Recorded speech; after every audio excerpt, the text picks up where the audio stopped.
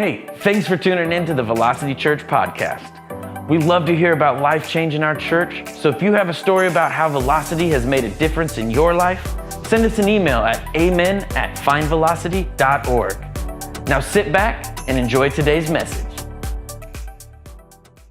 Don't you guys have amazing pastors? Let's give it up for your pastors. Pastor Justin, Pastor Marissa. You guys got a great mom of the house, Pastor Marissa. We were at dinner the other day, and she does what only a mom could do. There's, 4 kids, and they're there, and they're here, and, she's watching them all, making sure things still in a conversation. Like, for the dad and me, I'm already, nervous. I'm like, if it was my kids, I would have been like, okay, honey, you got to do something with these kids. I don't know what to do. Like, she already had it down. She was like, we're good, okay. And then she's like Murder, She Wrote. I heard she's like a witness in something, and she was part of, she was in the paper the other day. I'm like, oh, like a crime scene investigator. Tell us more. But what a great mom. How are the moms doing? Great. How the moms feeling good? You get your bouquets of flowers.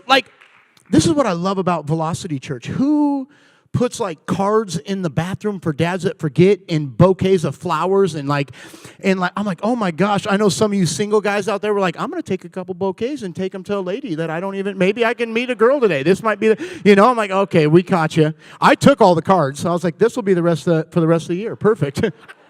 So all you dads, sorry if you didn't get one. But like you said, my name's Tyson. I am originally from Puyallup, Washington. The other campus, someone was actually from Puyallup, Washington, so it warmed my heart, and I was like, wow, this is really incredible. No one ever knows it, but I was part of Champion Center for many, many years, and now I am in Thousand Oaks, California. It's about an hour north of L.A. It is very, very different. I'm part of a great church there, Lighthouse Church.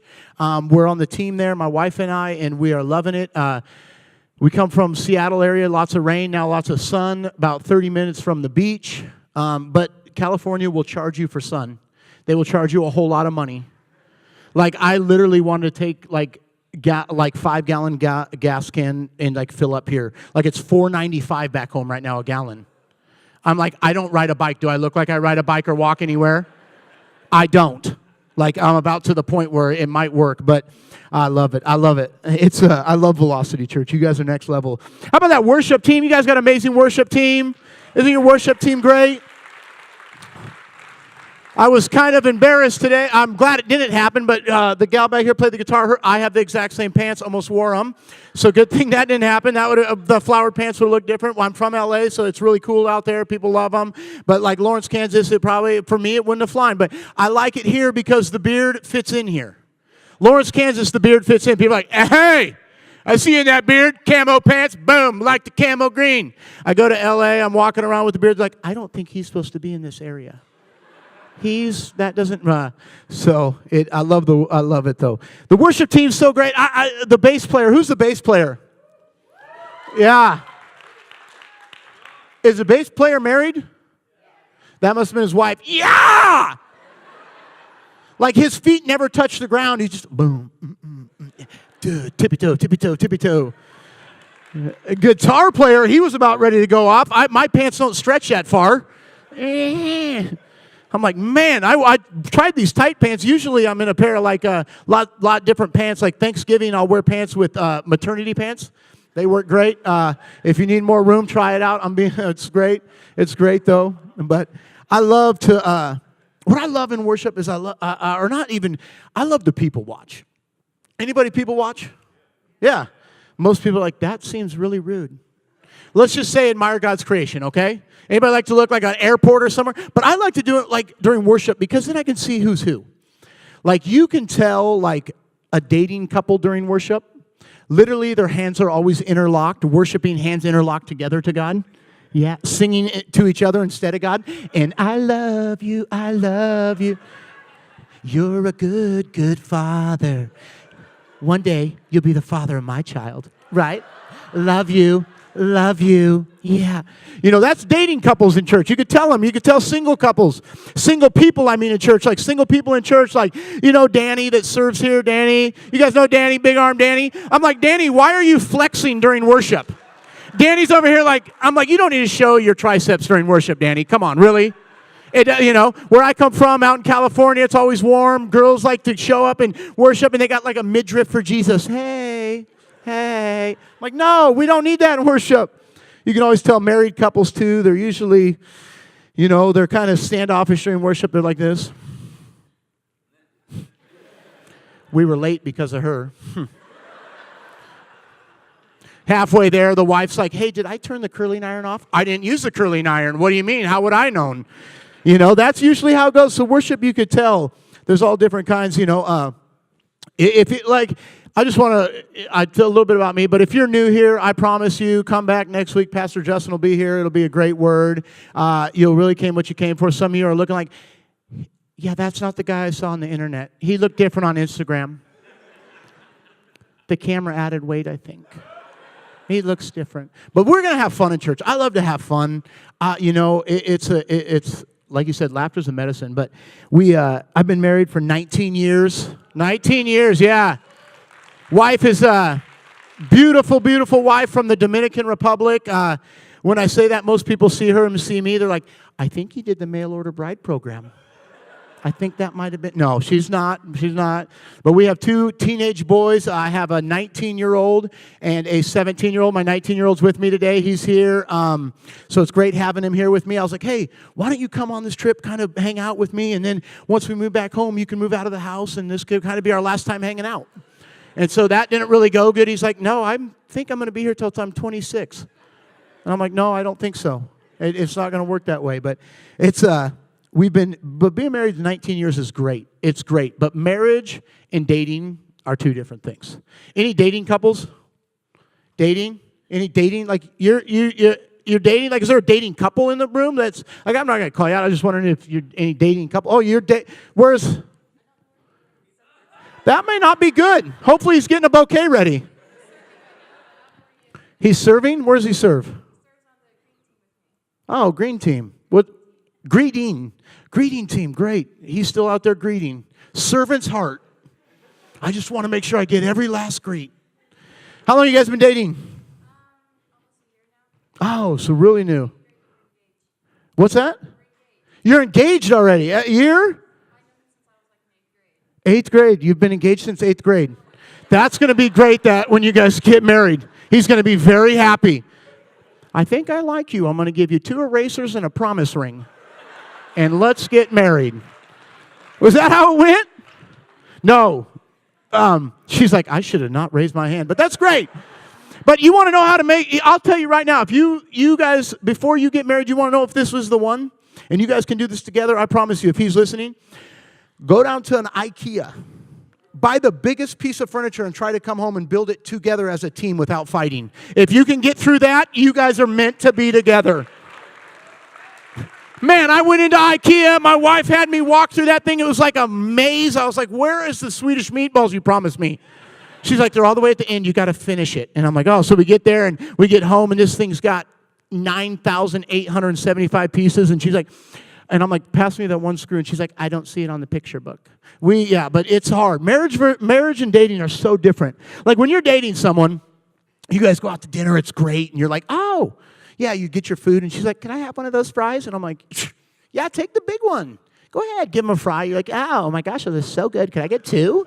You're like, take them all if you want them, and, that's great. You're dating, you love it. And then, you're dating, and she's sick, and she's, my throat.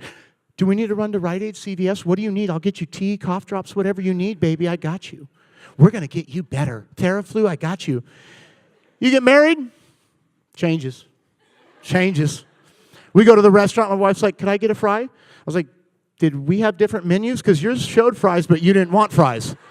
Now you want fries? You want fries now. Okay, cool. I guess, yeah. Could I get one more of those fries? Why don't you just continue to eat them? I'm going to starve tonight. You're married. It's different. It's different when you're married. You're married. You're in bed, and you're sitting there about to fall asleep, and she's like, you look over. Would you be able to take that to the other room? I'm trying to fall asleep. Like, I can't sleep with you coughing like that. It's different. Marriage changes things. You're like, do you need a water? And she's like, yeah. And I'm like, all right, will you go grab one then? Because I'm trying to sleep. Like, marriage changes things. I love my wife to death. I love my wife. I do. But, I mean, come on. Let's be honest. It does. Like, if you try to, like, if I'm texting and she's looking over my shoulder and she's like, you did the wrong there. I'm like, really? Can I just text on my phone? But when you're dating, you're like, thank you for correcting me and making me better. I love you. You know, things change. They change. They change. Any new moms? New moms? How old's the baby? 8 months. Oh, beautiful. Oh, love it. New moms are great. There's three people in the world that will let you know about things. 3 people. Those people, new moms, keto people, and people that sell oils. They will let you know it. Even if you don't want to know it, they will let you know it. We'll start new moms. They will let you know all about it. Yeah, got the smartest kid in the world. They literally do not ever cry, I promise you. My kids never cried. First, I didn't even know what was going on. The doctor's like, this is a miracle, baby. It never cries. And then they post everything about the kid on Instagram, everything, Facebook, everything about it. The baby's got every kind of hashtag. You look at it and you're like, how does this baby, like, it's already got 200,000 posts about this kid. What is happening? Like, new moms will let you know everything about it. Like, were you one of those moms that didn't let anybody ever touch your kid? Oh, yeah. See, those moms always throw me off. You're like, they come to church with the new baby. We're not really letting people touch it yet. We're not. And then like 3 months go by and like, you want to hold the kid? I think I'm about done with it. You know, new moms, they'll tell you all about it. Even expecting moms. Any moms expecting? Any expecting moms? Okay. The expecting moms on Instagram, the post, baby size of a pea, watermelon now, banana. They put it where they're at in life. I'm like, I'm triplets. I've eaten half a cow. I'm in KC. I love barbecue. Like, I can't stop eating. My fingers still smell like barbecue. I love it. I love it. But new moms will tell you everything about their kid, everything. And same with like keto people. You guys, yeah, Danny, I was talking about Danny earlier. He picked me up from the airport, and Danny, big arms, like trying to show off. I'm like, okay, you don't need to wear a shirt that tight. Why are you wearing a schmedium? It make me feel bad. You know, he's in it just like this driving. I'm like, why are you driving like that? He's keto, though. I'm getting in the car, and it just smelled like bacon. He's got a cube of butter wrapped in bacon, eating it. I'm like, what are you doing? He's like, I'm keto now. Yeah, keto, man. You literally can eat whatever you want. I'm like, oh, great. So I try, I'm like, oh, keto, I'll try. I tried keto once a long time ago. I literally ate whatever I want, and it ended up like this. I was like, I don't like keto. And like, no, you can't like literally eat everything. But keto people will tell you all about keto. No, honestly, bro, if you ever want to know anything about keto, I'll tell you about keto. It's literally the best thing out there. It literally is. I promise you. Same with oil people. Anybody sell oils? You don't have to raise your hand. Everyone knows who you are. You catch us in the lobby every weekend, Carol. My ankle's better now. I don't need your lavender. Okay. Honestly, do you like vacations? Do you want free money? I could show you how with this little potion. My wife's an oil lady, so it's okay. My wife, I'm getting ready to fly. And she's like, whoa. You're not leaving yet? And I was like, yeah, we're good to go. Mixed you up a concoction. Like, when did you become a wizard? She's like, okay, I took a little bit of lavender, a little bit of frankincense. I'm like, what am I, baby Jesus? What are you bringing to me? No, you're going to like it. And a little bit of a ground up whale's tooth. And so when you're on that plane and you get nervous, you put just a little behind your ear, once across your forehead, you're going to be feeling like $1,000,000. And I'm like, I don't know. Oil people, they will tell you, you're like, stressful day. You want to get stress away? I could show you right here. That's my wife. I'm like, oil people are great, though. Oil people crack me up. There is a fourth one that will. My mom was one of them. I love my mom. I got the best mom in the world. But one thing I kind of like, I hold a little bit of a grudge against my mom, and I know I shouldn't. But my mom homeschooled me. Some of you guys are thinking right now in your head, that's what's wrong with him. I knew it. But I love my mom. She was great. She homeschooled me, and I homeschooled. Nothing wrong with homeschooling, to go homeschool moms. But yeah, it was just weird, Mom. I'm like, she would make subjects up. I'm like, how is this going to help me in life? Okay, guys, for math today, guess what? We're going to help with mom's taxes. I'm like, I don't know what a 1099 is, Mom. You'll learn. It's going to help. You know, PE, she'd be like, okay, Dad's going to be home in about 10 minutes, and Mom didn't do much today. So for PE, we're going to see how fast we can clean the house. It's going to exert a lot of energy, I promise. But Mom, I love my mom. I love my mom. You know, we got a lot of moms in there. Is there any pet moms? Pet moms. You're a pet mom, like official pet mom? Like you next level pet mom? Like stroller pet mom? Like I come from, and where I come near LA, like I'm like, oh my gosh. We were in Shake Shack the other day, and this lady walks in with her dog. Like I'm over here ordering the cheapest burger like I can find, counting with change out of my ashtray. Okay, that's fine. Can you tell me the total again? Yeah, that should be enough. Just roll it to them, and they're like, oh my gosh. She walks in, and she's like, he is going to have, what do you want?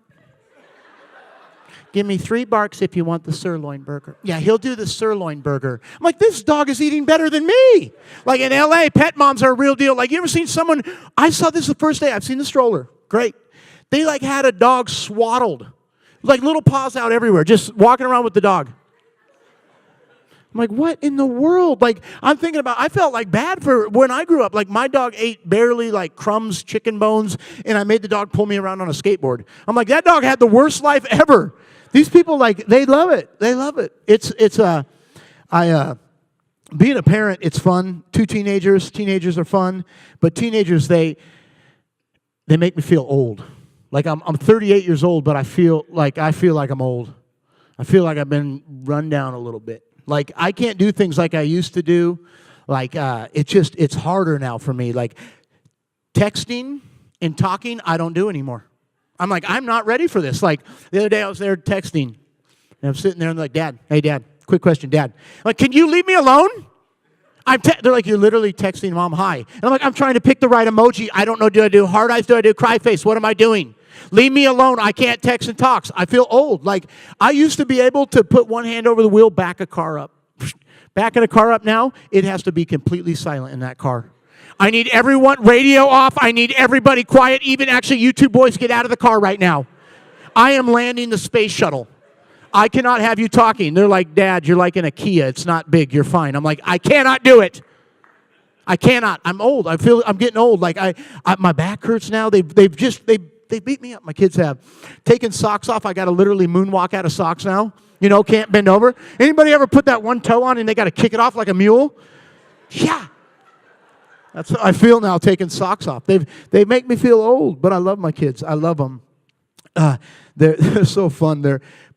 Like I remember, like I love this age right now. That's a great age, 19, 17. I'm like, you guys are literally almost out of the house. They're like, no, we're not. I'm like, yes, you are. But toddlers will, woo! Oh! Anybody got some 2-year-olds, 3-year-olds, toddlers? Like just excited to be in here right now, feel like you're on a date. Like, oh, thank God someone else has them. For a while there, and when me and my wife first got married, we actually used to get in trouble because we would check the kids in and then go to the movies and never actually go into church. They're like, this isn't free babysitting. We're like, okay, I didn't know. Toddlers will run you down. Toddlers, man, whoo! Toddlers will find you anywhere, and just you can never have any privacy. I remember me and my wife would go to the bathroom and we'd go in there just to hide. Like, go into separate bathrooms, hide. Kid would come in there. Are you in there? What are you doing in there? Can you see my fingers under the door? What are you doing? What game are you playing? Did you just beat a level on Candy Crush? What game is that? Can I play your phone when you get out? Hello? We'd have to hide. The kids they will run you down. You never privacy. Like, I remember, when we put them to bed and we go into the room and we'd set the mood. I'd light a couple candles, put on a little Pandora, a little Keith Sweat, and we'd be in there chatting. And all of a sudden, first I was kind of cheap, so it'd be Pandora without the with the free one. So like a Wendy's commercial would come on. Keith Sweat's playing, and then Wendy's. Hey, right now at Wendy's, 5 for $5. You're like, hold tight, dear. Just come in, and then next thing banging on the door. Boom, boom, boom, boom. Dad, are you in there? We smell smoke. Dad, do you need help? Like, we're trying to get some privacy. Like, toddlers will run you through the ringer. Like I remember, even now, they were probably 7 and 8. And my wife was gone, and I was babysitting my kids. And any dads babysit? Like, you never know. Moms are always like, you know what? They're your own kids. It's not babysitting. Those are your kids too, okay?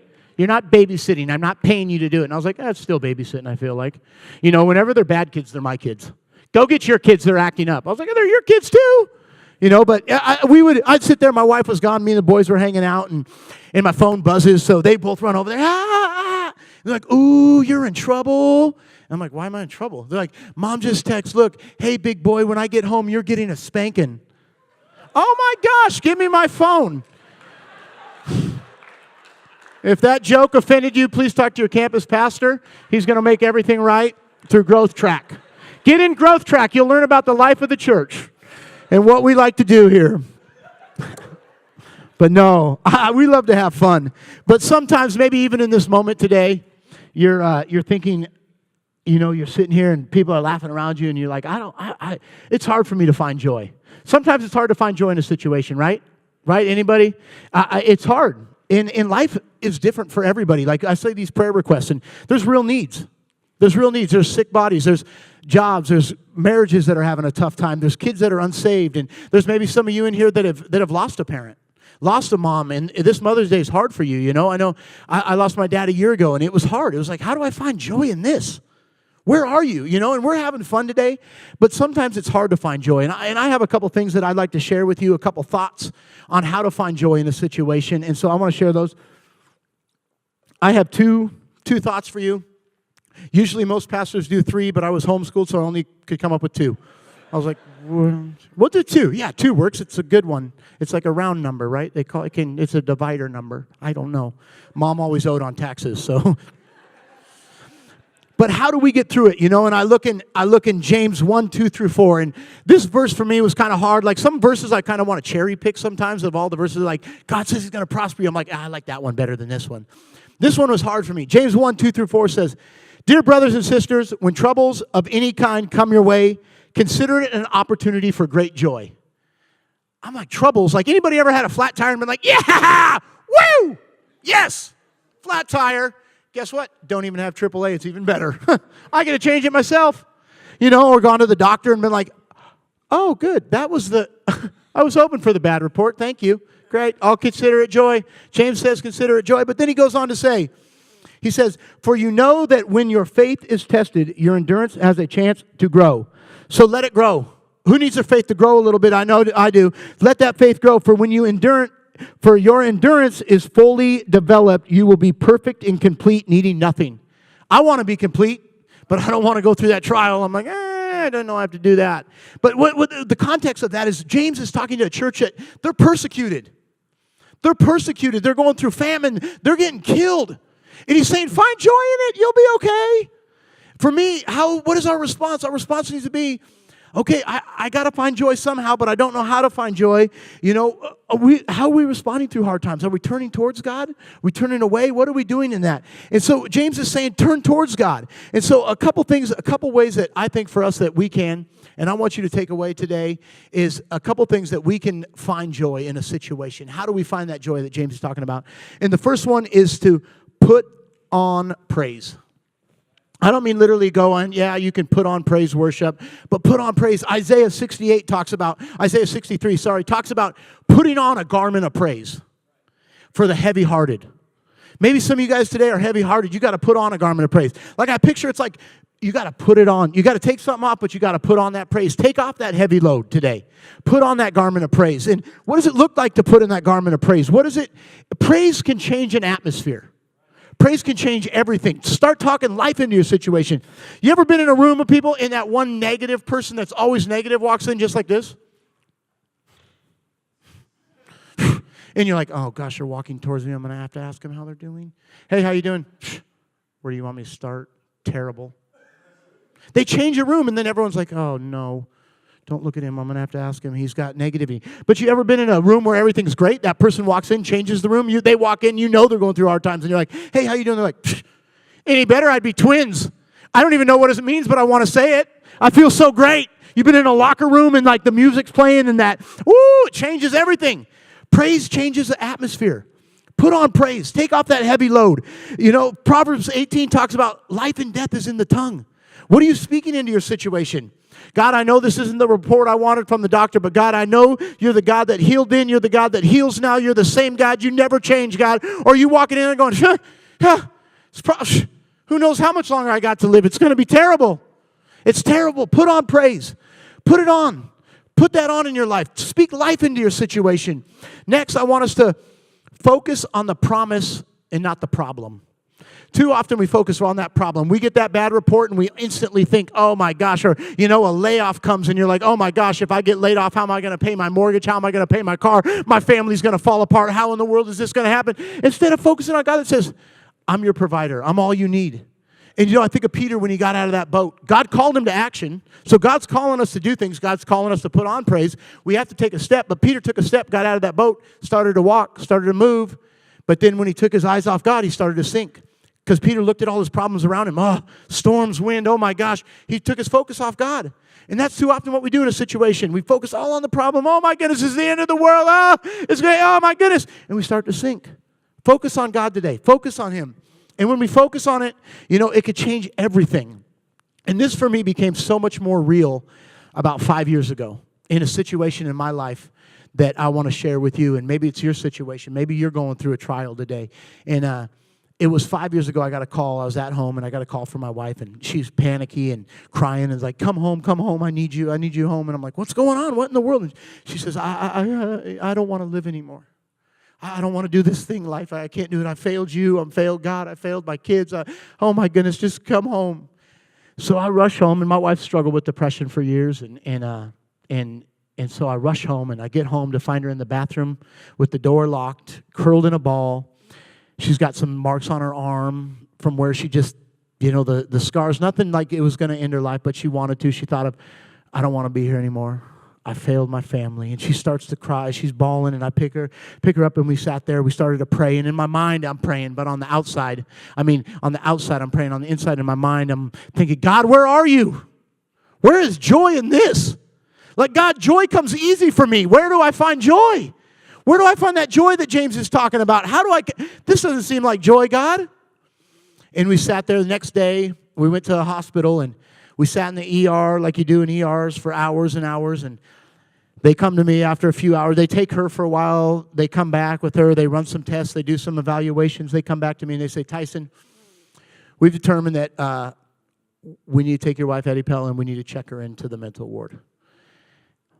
In that moment, my heart collapsed, and I wanted to be strong for her, and I said, oh, babe, you're all right. We got this.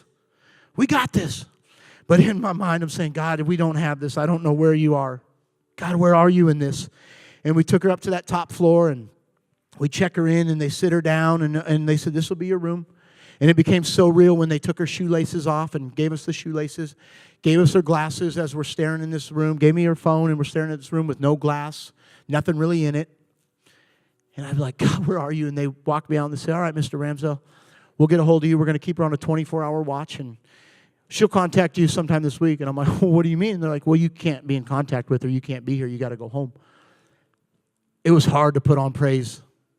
I rode that elevator down by myself, and every thought came in my mind of, I got to go home to two boys, 10, 11 years old, and tell them that mom's not going to be here. I got to call her work and say she's not going to be to work. What's going to happen? She's going to lose her job. Then what are we going to do? I got these two boys. How am I going to? My family's going to fall apart. I started to focus on the problem, not the promise. Not the promise. And God has so many promises. God's promises. Exodus 14:14. The Lord will fight for you. You will need to just be still. In that moment, I didn't want to be still. I wanted to fight. Oh, God, what do I do? Where do I go? His promise says, be still and know. Joshua 1:9. Have I not commanded you? Be strong, be courageous. Do not be afraid. Do not be discouraged, for the Lord your God will be with you wherever you go. In that moment, it didn't feel like, God, you're not here with me. That's His promise. I didn't focus on that promise. I focused on the problem. And so after she sat there and I got home, we had a talk with the boys, and she sat there, and I get a call 48 hours. She said, babe, I'm doing better. I got a few more days to go. But I went to visit her, and I saw a new light in her face, and we sat there, we prayed, and we talked about things, and we talked about God's promises, and I had to take off that negativity of, God, where's it going to go from here? What's going to happen? Is my family going to fall apart? Is she ever going to be the same? Is she going to be here the rest of her life? What's going to happen? I had to put on praise and say, God, I know you're good. God, I know you're for me, not against me, God. And from this day now, that as we sit here, she got to come home after 7 days. It's 5 years ago. From this day now, I can see the joy in it. When you're in the situation, it's hard to see the joy, but I can now. She runs a small group. of young ladies. She's been able to have numerous ladies reach out to her on Facebook, numerous different people that when her opening up, sometimes we got to open up a little bit, show some scars and say, God, I need you. She opened up. She was able to find healing. God's continuing to heal her. God can heal you, but I see the joy in it now. But at that moment, I didn't find joy. And maybe that's you today, and you're saying, I'm having a hard time finding joy. I'm struggling with depression, anxiety. I got a marriage that's failing. I got kids that don't want to come to church. I've lost a parent this Mother's Day. I've lost a child. This is hard for me. There's joy, but we got to put on praise.